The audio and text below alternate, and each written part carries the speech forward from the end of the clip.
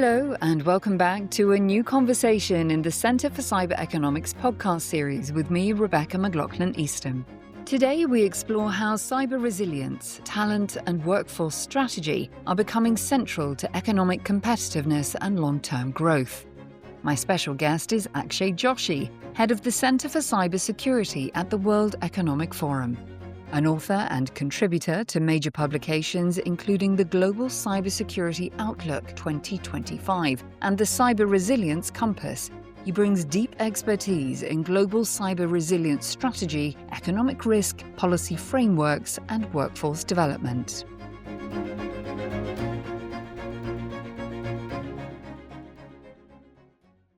Akshay, it's great to have you with me today. Thank you for joining me from Geneva. Thank you for inviting me. Akshay, you sit at the intersection of cybersecurity and economic policy at the World Economic Forum, and WEF estimates point to a significant global cyber talent gap. Tell me, what is the true economic cost if organizations fail to address this shortfall? So look, we've always pointed to the burgeoning shortage of cybersecurity talent across the world, right? So I think they're very large numbers. If you go by various studies, there are some that, the Global Cybersecurity Forum has put out. There are others that have been put out by organizations such as ISC2. While the numbers might be different, pretty much everyone can agree that it's a really, really high number out there. Now, these studies are from a year or so ago, when the AI sort of frenzy was not as pronounced as it is today, right? So we also have to look at it while superimposing some of the impacts of AI onto the landscape. So that's on the technological side of things. On the other hand, today we have access to really, really good tools such as AI that can help alleviate some of those problems, but equally create more vulnerabilities or make vulnerabilities more accessible to bad actors as well, right? If we look at geopolitics, we've seen how geopolitical events have also had their fallout in the cyber realm. So what it means is that if we are looking at a lot of these developments taking place in the world, be it in the technological realm, be it, in geopolitics, or even across trade, where supply chain is a really big issue, what it means is that, the risks are manifesting pretty equally into our digital world and digital existence. And therefore, there is an even more need for talent that can help solve some of these complex challenges.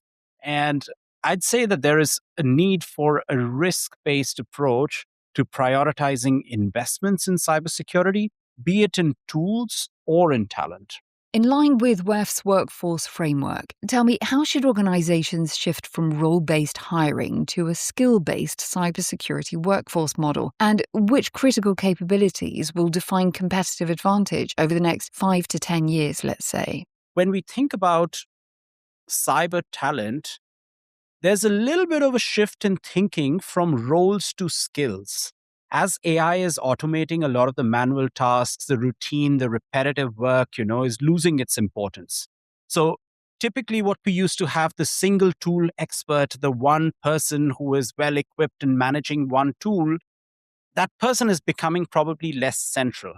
However, you need very versatile professionals who can adapt to multiple tools and functions. So organizations need to start to think of cybersecurity professionals who combine strong technical skills and acumen with soft skills such as critical thinking, problem solving, storytelling, to be able to, translate complex AI related, outputs into actionable guidance, for example. If we look at the Future of Jobs report, it also highlights that there is significant demand for these soft skills, and it's going to rise all the way up to 2030. Some other reflections. CISOs have always said that even though the numbers say that there is a shortage of cybersecurity talent, if you are willing to put resources, you can hire the talent. That's not as big a problem. The bigger problem is an experience gap. So you might find regular talent, but it's very hard to find the experience to deal with some of the complex cyber situations and scenarios that we alluded to earlier in our discussion as well, right? So now, if you apply the AI lens, and if you think about, the fears around entry level hiring. So, if there is depletion around entry level hiring, how do you bridge this experience gap if you don't have young talent that is acquiring those experiences while going through the grunt work? How do you assume that they will have the experiences that are in place to deal with some of these more complex scenarios? So that is another challenge. The last aspect that I'd probably share here is, reliance on systems. And as humans, whenever we have systems that automate things that we do, we become so reliant on it that often it can lead to a skills atrophy. So what we need is, systems by means of which we make sure that people are hands-on, sustain operations when automation falls short. I'll share an example.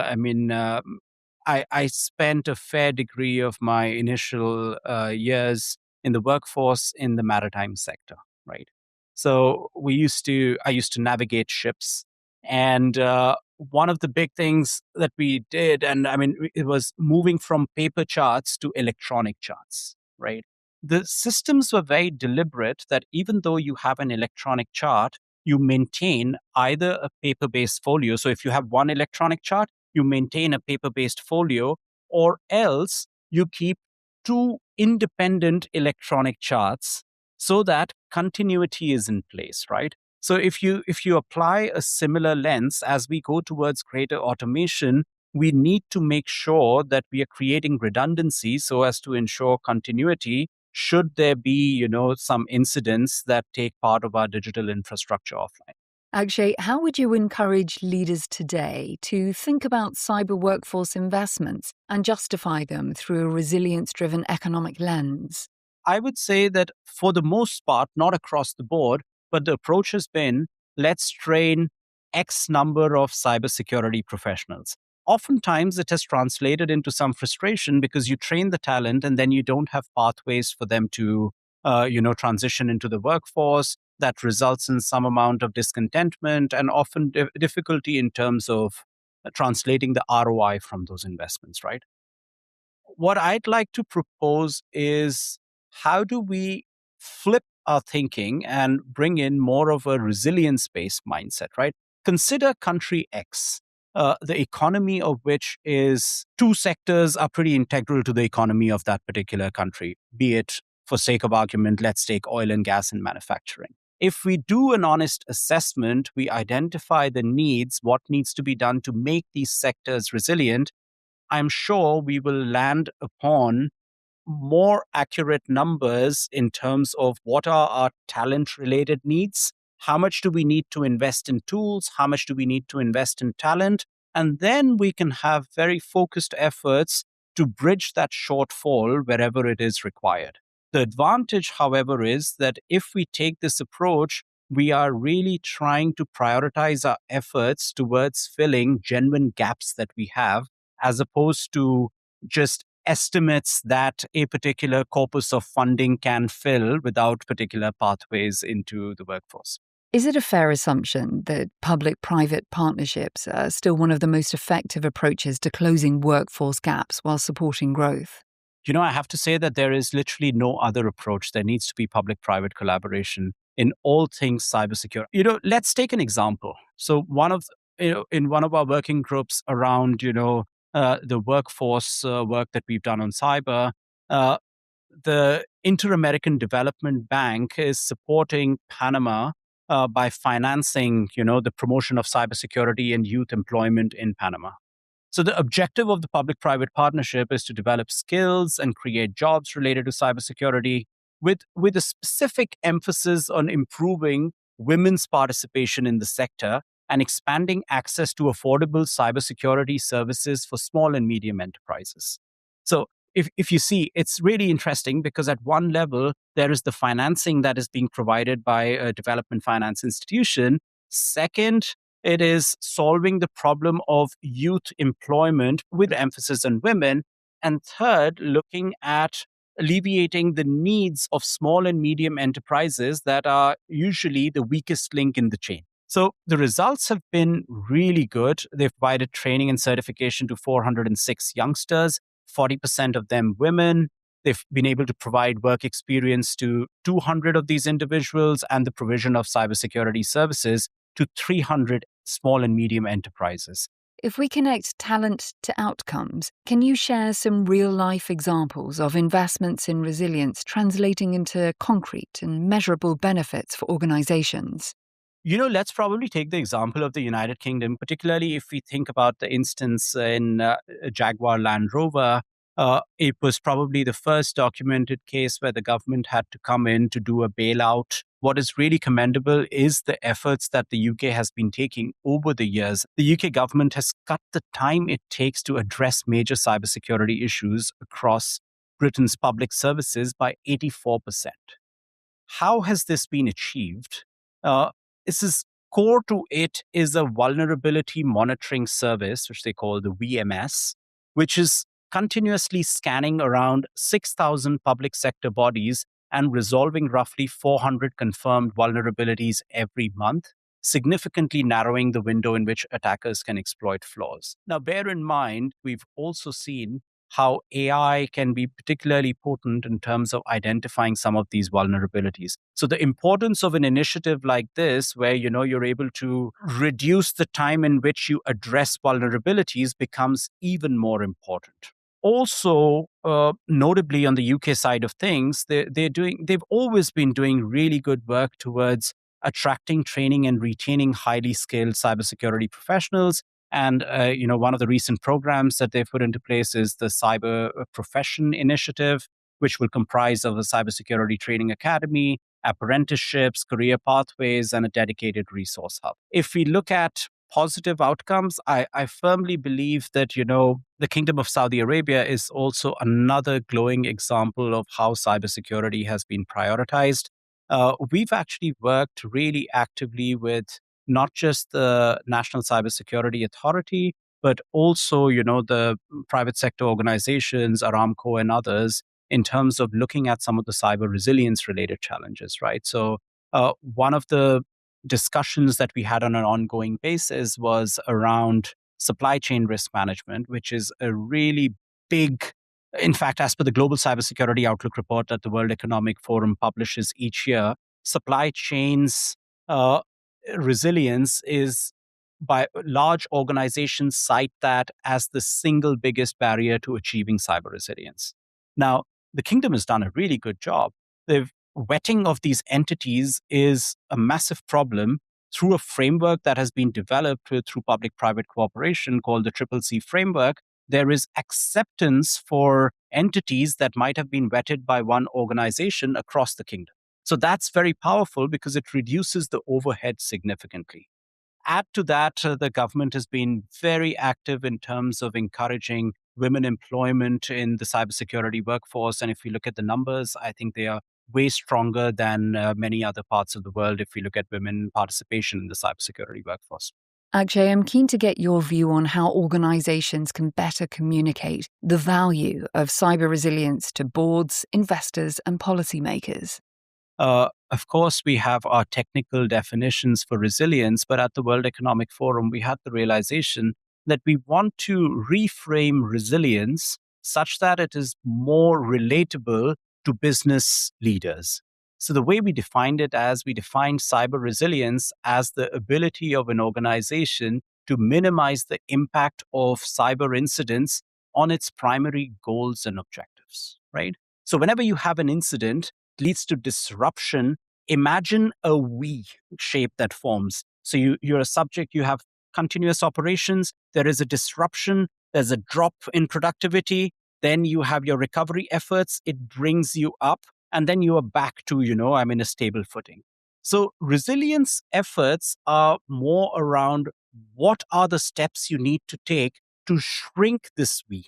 How quickly can you rebound, right? Recently, I had some conversations with a very large telco who basically said that we are using this framing to think about what are plausible actions we can take to shrink the we across all phases, be it in the preparedness phase or in the response phase, etc. And with our boards, we are using this framework to then map the impact and efficacy of our actions on a year-on-year basis to see how we are improving our performance vis-a-vis shrinking the we. Lastly, let me ask you, as AI and IoT expand the cyber threat landscape, how should organizations factor this tech-enabled risk into their resilience ROI models? This time at the annual meeting in Davos, we had several conversations on agentic AI.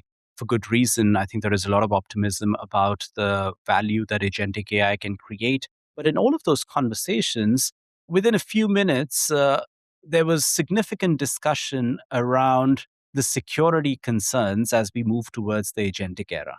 And even though there is optimism that in the long term, the line of defense will be much stronger than it has ever been, there is also the realization that in the short term, vulnerabilities can be exposed rather easily, or the effort that it took previously to unearth vulnerabilities can be significantly reduced, and bad actors can capitalize on it, right?